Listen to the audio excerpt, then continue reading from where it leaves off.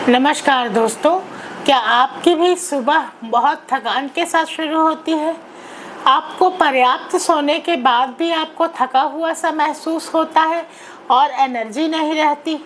तो चलिए आज बात करेंगे सुबह उठने के बाद होने वाली थकान, उबासी और थकान के बारे में, जो कि बहुत इम्पॉर्टेंट और एक मेन इंडिकेशन देता है कि या तो आपकी स्लीप क्वालिटी बहुत पुअर हो गई है, मतलब आप बहुत रात तक मोबाइल चलाते रहते हैं, गैजेट्स के साथ रहते हैं, और उसके बाद फिर एक कंडीशन ये आती है कि कहीं आपको ऑब्स्ट्रक्टिव स्लीप एपनिया या OSA तो नहीं है।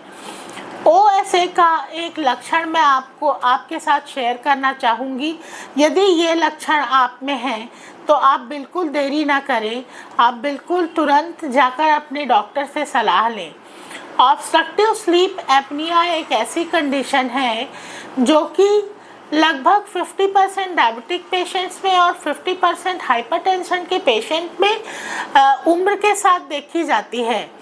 ऑब्स्ट्रक्टिव स्लीप एपनिया में ये होता है कि सोते सोते अचानक आपकी सांस रुक जाती है। सोते सोते अचानक सांस रुक जाने के कारण या चोकिंग सेंसेशन यदि होता है तो ये एक ऑब्स्ट्रक्टिव स्लीप एपनिया का साइन है। ऑब्स्ट्रक्टिव स्लीप एपनिया में मेन जो पैथोलॉजी होती है वो ये होती है कि आपके फेफड़े कार्बन डाइऑक्साइड को पूरा बाहर नहीं कर पा रहे हैं।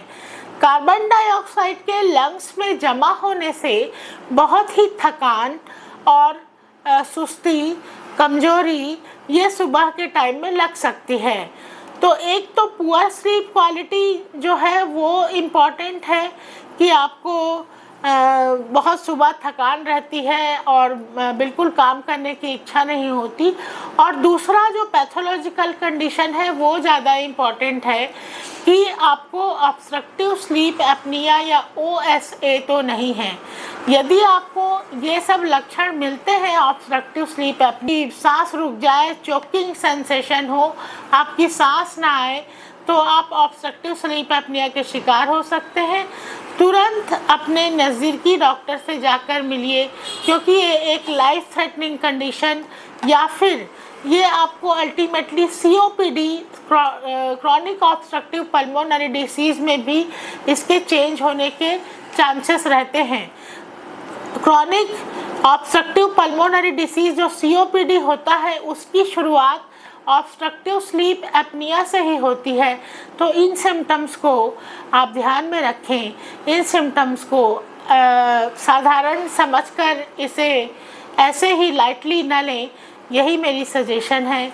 यह वीडियो जो है वो पूरी तरह से एजुकेशनल पर्पस से थी।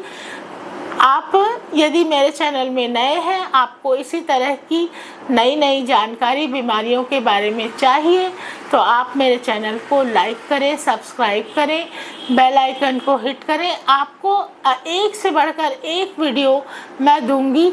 यदि आप किसी खास बीमारी के लिए आप वीडियो चाहते हैं तो मुझे कमेंट करके बताएं। Thank you.